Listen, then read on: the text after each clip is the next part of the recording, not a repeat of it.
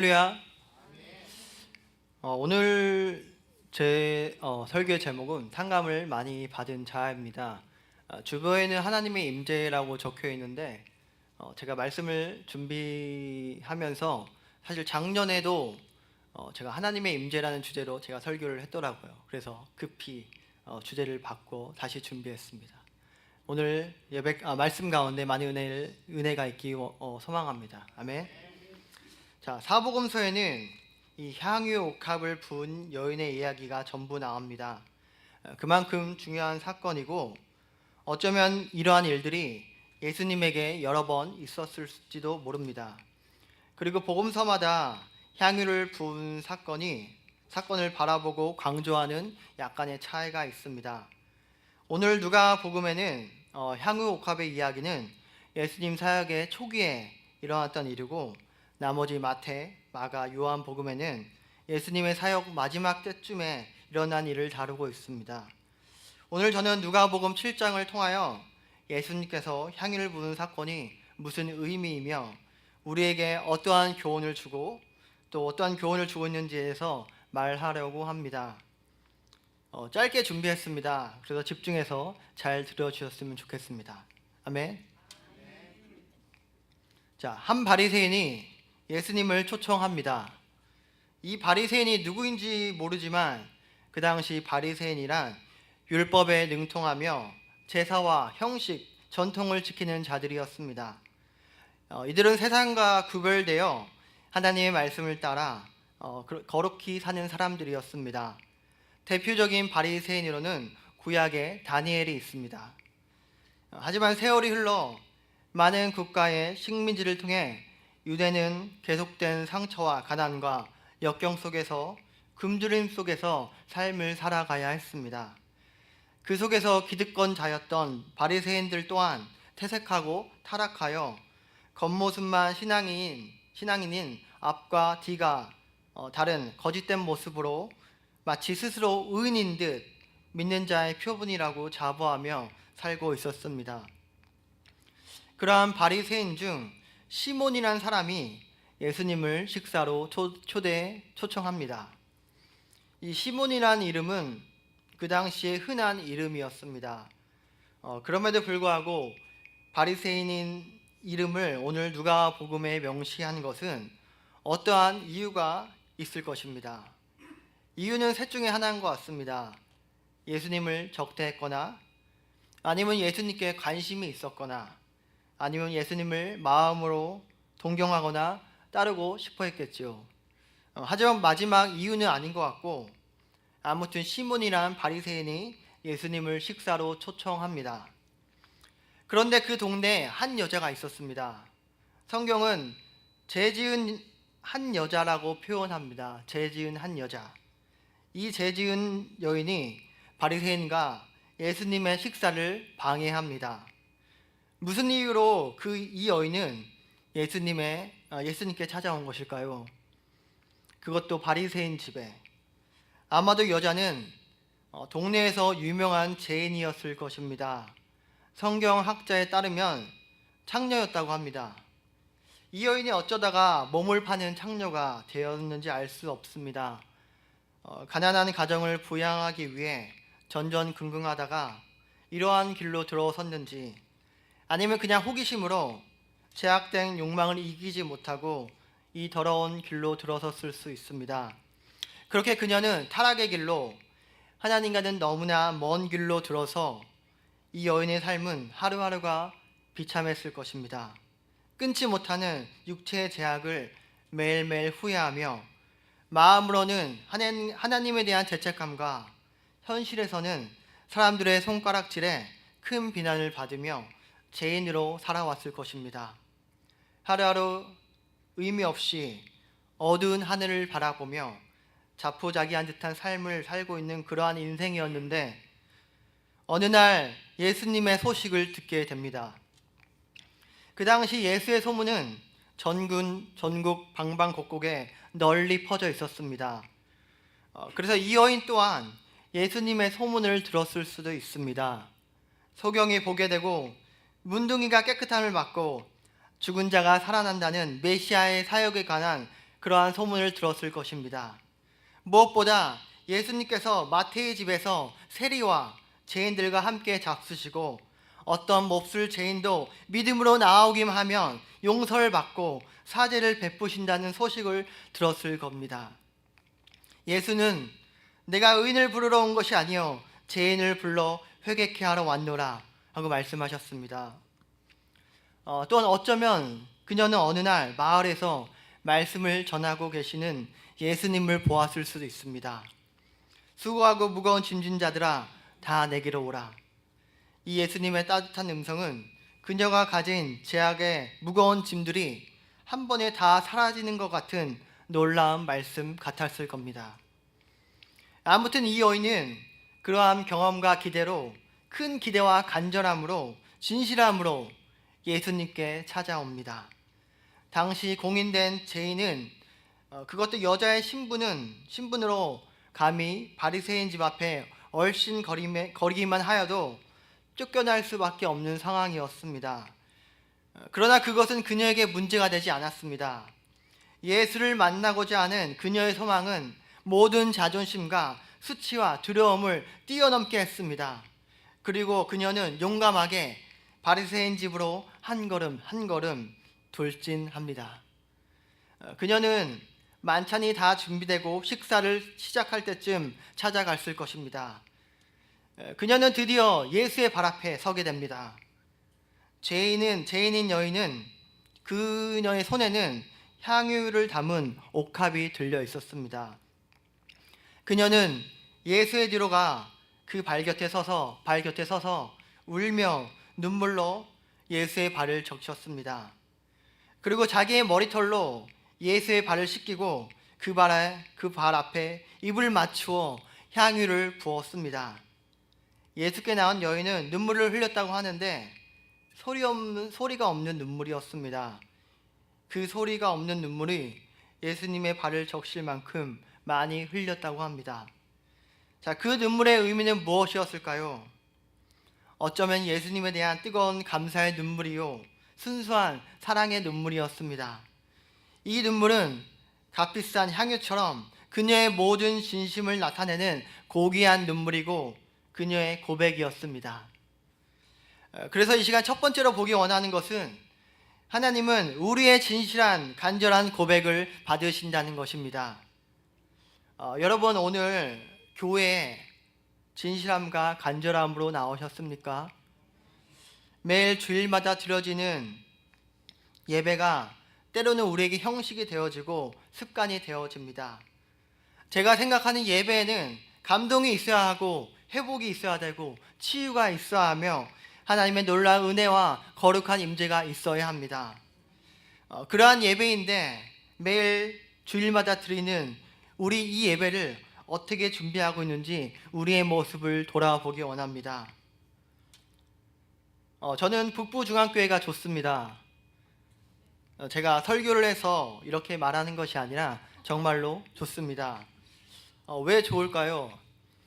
이곳에 온 지 벌써 7년 정도가 넘어가고 있습니다. 그전에는 중앙연합감리교회를 다녔습니다. 청년부 때 그곳에서 예수님을 만났던 교회이고 달라스에서 큰 교회입니다. 그곳에서 이곳 북부중앙교회를 올 때 고민하고 기도했습니다. 물론 개인적인 아주 인간적인 고민이었습니다. 그런데 기도할 때 확신이 들었던 것은 내가 어딜 가든지 하나님께서 나와 함께 하신다는 것이었습니다. 그리고 어느덧 이곳에서 예배하면서 확신이 생겼습니다. 우리 북부중앙교회가 좋은 이유가 생겼습니다. 그 이유는 하나님이 이곳에 계신다는 것입니다. 여러분, 하나님이 우리와 함께 하십니다. 하나님이 지금 이곳에 계십니다. 우리 예배를 받으시고 우리의 찬양을 들으시며 여러분의 수고와 헌신을 기뻐하십니다. 그래서 우리는 담대하게 사람들에게 말할 수 있습니다. 우리 교회로 오십시오. 북부중앙교회로 오십시오. 왜? 하나님이 이곳에 계십니다. 아멘. 하나님이 계시는 우리 교회, 이 예배 우리는 어떤 마음으로 준비하며 오셨습니까? 하나님께서 여러분의 간절한 진실한 마음을 받으십니다.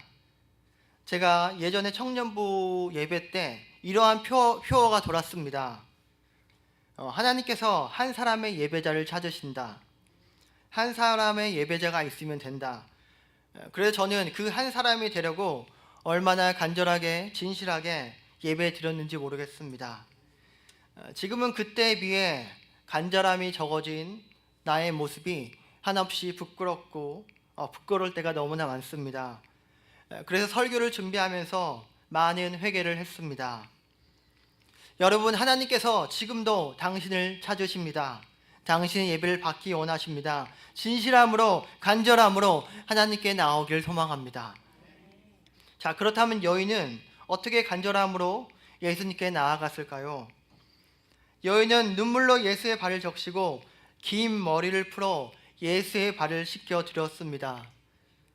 이 당시 여인이 가장 중요시 여겼던 신체 부위가 있습니다. 어디일까요? 우리 파워포인트를 도와주고 있는 우리 남교 형제, 어디인 거 아나요?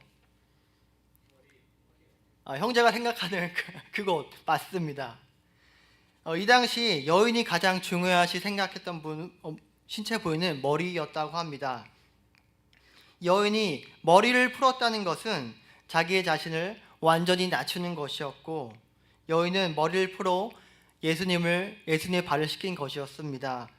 그리고 여인은 예수의 발에 입을 맞춥니다. 자, 여기서 입을 맞추다는 표현이 원문에 어떻게 사용되는지 아십니까? 죄송하지만 제가 표현을 하자면 입술을 이렇게 해서 이렇게 이런 식으로 마구마구 이렇게 마치 아버지가 아기한테 이렇게 입술로 이렇게 하듯이 이만큼 많이 이 여인이 예수님께 입을 맞추었다고 합니다. 그리고 이 여인은 옥합을 열어 향유를 붓습니다.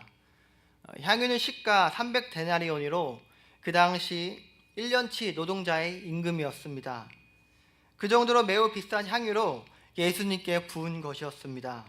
예수님의 어느 신체 부위에 부었는지 정확히 누가복음은 명시하고 있지 않지만 문맥으로 보아서 발에 붓지 않았을까요? 아니면 머리에 부었을 수도 있습니다.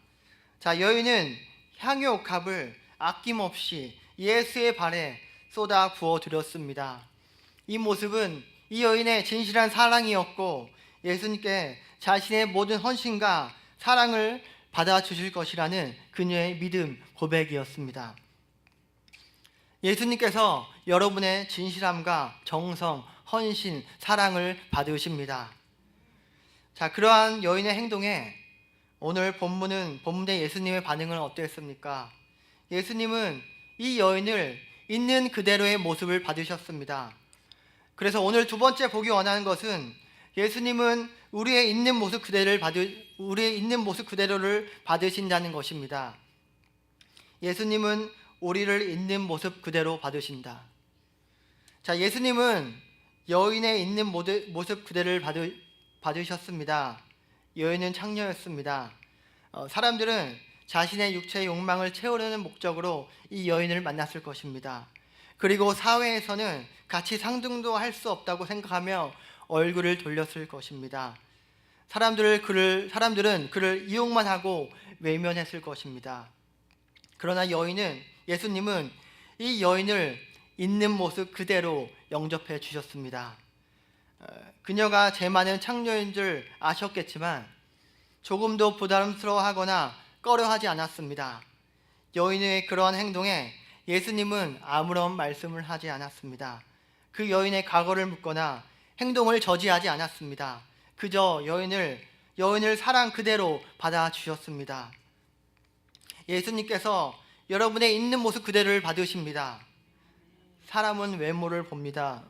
우리의 명성을 보고 돈과 명예, 우리의 겉모습을 보고 판단합니다. 내가 쓸모가 있는지, 가치가 있는지, 나에게 유익하면 나를 받아들이고 그렇지 않으면 세상은 여러분들을 가차없이 쫓아낼 것입니다. 하지만 예수님은 그렇지 않았습니다. 우리가 가진 것이 많던, 좋은 집이 있던 없던, 좋은 차를 타던 안 좋은 차를 타던, 우리가 공부를 잘하던 말던 죄인인 우리를 받으신다는 것입니다. 예수님은 성경에 많은 죄인들과 함께 하셨습니다. 그들의 있는 모습 그대를 받으시고 함께 하셨습니다. 하찮은 어부였던 베드로와 그의 제자들을 받으셨고, 마태 세리를 부르셨고, 묻는 병자가 믿음으로 예수님께 나왔을 때 그를 받으셨습니다. 소경이 거리에서 예수의 이름을 크게 외칠 때 그를 받으셨습니다. 혈루증 걸린 여인이 예수께 나올 때도 그녀를 받으셨습니다. 중풍병자도 믿음으로 나왔을 때 소자야 하시며 뜨겁게 받아주셨습니다. 여기서 받아주셨다는 말은 그들과 함께하며 사랑해 주었다는 말입니다. 하나님께서 여러분의 있는 모습 그대로를 받으십니다. 우리가 지쳐있고 힘들어할 때, 눈물 흘리며 기도할 때 우리의 모습을 받으십니다. 기쁨과 감사로 노래하며 찬양할 때 우리의 찬양을 하나님께서 받으십니다. 그래서 우리는 지체 없이 예수님께 달려 나올 수 있는 것입니다. 예수님께 진실함과 간절함으로 달려 나오기를 소망합니다. 예수님은 여러분의 있는 모습 그대로 여러분의 모든 것을 받으십니다. 우리가 아무리 빚이 많아도 말입니다. 그래서 마지막으로 보기 원하는 것은 우리는 많은 빚을 탕감받은 자입니다. 우리는 많은 빚을 탕감받은 자입니다. 자, 죄인인 여인을 피하거나 나무라지 않는 예수님과 달리 바리새인 시몬은 실망을 했나 봅니다. 시몬은 말합니다. 아니, 당신이 선지자였다면 당신을 만지는 이 여자가 누구인 줄 알았을 것 아닙니까? 라고 말했습니다. 선지자가 그거 하나 모르세요? 온 동네 사람들이 다 알고 있는, 뻔히 보이는 이 여자가 창녀인 것을 당신은 모른단 말입니까? 이 여인이 당신을 이렇게 만지는데 아무런 말도 하지 않는 게 맞습니까? 라는 듯이 바리새인은 지극히 일반 사람들이 가지고 있는 통념으로 예수와 그 여인을 정죄합니다. 자, 그러한 시몬을 예수님은 오히려 책망하시고 여인을 보호하시며 변론하십니다. 예수님은 말씀하십니다. 이 여인이 더 많은 빛을 탕감받아서 나를 더 사랑하는 거야. 너는 형식대로 나를 그냥 초대했고, 내가 내 집에 들어올 때 너는 내 발 씻을 물도 주지 않았지만 이 여인은 눈물로 내 발을 적시고 머리로 닦아 주었다. 너는 내게 입맞추지도 아니했지만 이 여인은 내 발에 입맞추기를 그치지 아니했다. 자, 이렇게 예수님은 이 여인을 받으시고 사랑하시고 변론해 주었습니다. 예수님께서 이 여인을 변론하신 것 같이 예수님은 우리들을 변론하십니다. 누구든지 모든 인간은 하나님의 심판대 앞에 설 때가 옵니다. 마지막 날에 하나님께서 이 땅에 오셔 양과 염소를 가르시는 것처럼 우리들의 행실을 보시고, 사람의 행실을 보시고, 악인들은 지옥에, 의인들은 천국으로 가게 하실 것입니다. 모든 인간들은 영원한 형벌, 지옥에 떨어져 판결을 받게 되어 있지만 그때 예수님께서 우리들을 변론하실 것입니다. 나 현석이를 안다고, 나 수아를 안다고, 윤준이를 안다고, 그는 의인이라고, 나를 사랑하는 자라고 변론하실 것입니다. 이미 예수님은 십자가에서 그의 죽으심으로 우리들을 변론하셨습니다. 1만 달란트 이상의 갚을 수 없는 죄악의 싹, 사망의 빚을 대신해서 갚아주시기 위해서, 우리들을 살리기 위해서 십자가에서 죽으신 것입니다. 그리고 우리가 살 수 있는 것입니다. 우리는 모든 빚을 탕감받았기 때문입니다. 이것이 은혜입니다. 이것이 구원의 은혜입니다. 예수님이 갚을 수 없는 빚을, 우리의 모든 죄악의 싹을 갚아주셨습니다. 그래서 우리는 이제 자유합니다. 죄악의 빚을 탕감받았습니다. 아멘. 하지만 우리는 여전히 빚진 자입니다. 예수의 핏값으로 여러분들을 구원하셨기 때문입니다. 자, 그렇다면 시몬은 왜 여인을 정죄만 하고 예수를 진실로 섬길 수 없었을까요? 이는 그가 하나님 앞에 빚진 자임을 스스로 깨닫지 못하였기 때문입니다. 시몬은 사회적으로 이름이 알려진 유명 인사였고 그의 집은 부유했습니다.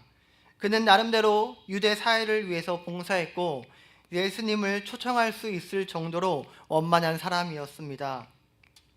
또한 신앙적으로 바리새인으로 경건한 생활을 했습니다. 매주 회당에 빠짐없이 나가고 금식기도 11조와 많은 구제 사역도 했을 것입니다. 그는 스스로 의인이라고 생각했습니다. 그러나 그는 하나님께서 죄인을 구원하시고 믿음의 사람이 되기까지 은혜를 베푸신다는 이 사실을 잊어버렸습니다. 아니, 몰랐습니다. 한마디로 구원의 은혜를 모르는 잊은 사람이었습니다. 여러분, 구원의 은혜를 기억하십니까? 그 은혜의 경험은 아마도 여기 있는 대부분의 사람들에게 있을 것입니다. 처음 예수님을 만나 통회하며 죄를 회개하며 이제는 새로운 생명으로 살겠다고 고백하던 때가 있을 것입니다.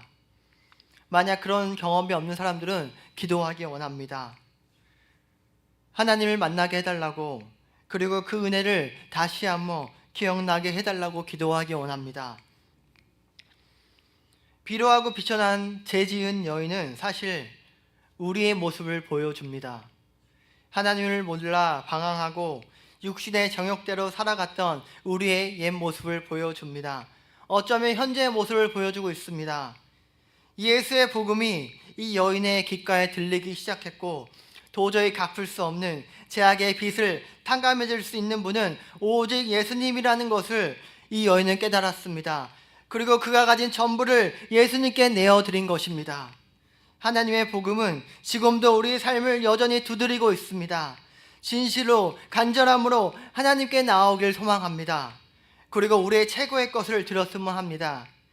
우리가 굳이 뭔가를 하지 않아도 하나님은 우리를 여전히 사랑하시지만 사랑하는 자는 무엇인가 하게 되어 있습니다. 하나님께서 사랑의 크기를 보신다는 것입니다. 오늘 본문 47절에 나와 있습니다. 우리 같이 읽어봤으면 좋겠습니다. 47절 보여주시기 원합니다. 같이 읽겠습니다. 시작.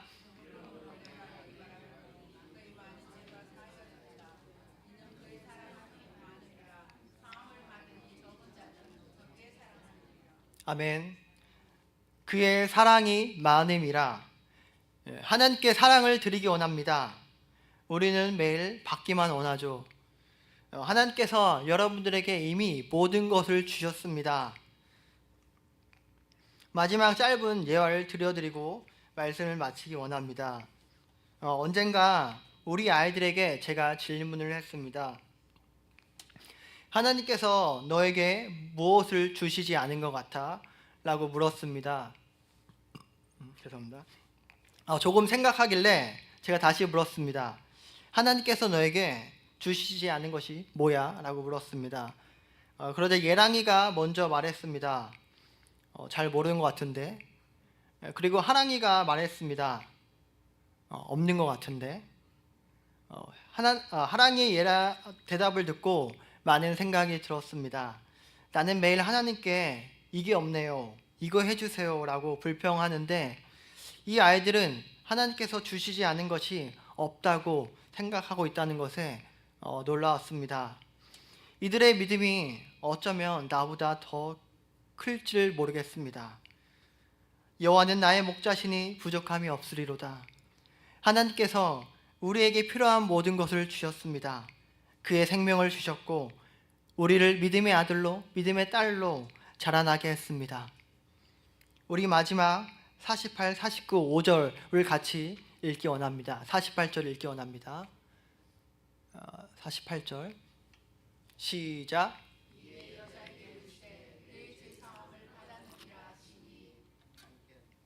49절 시작.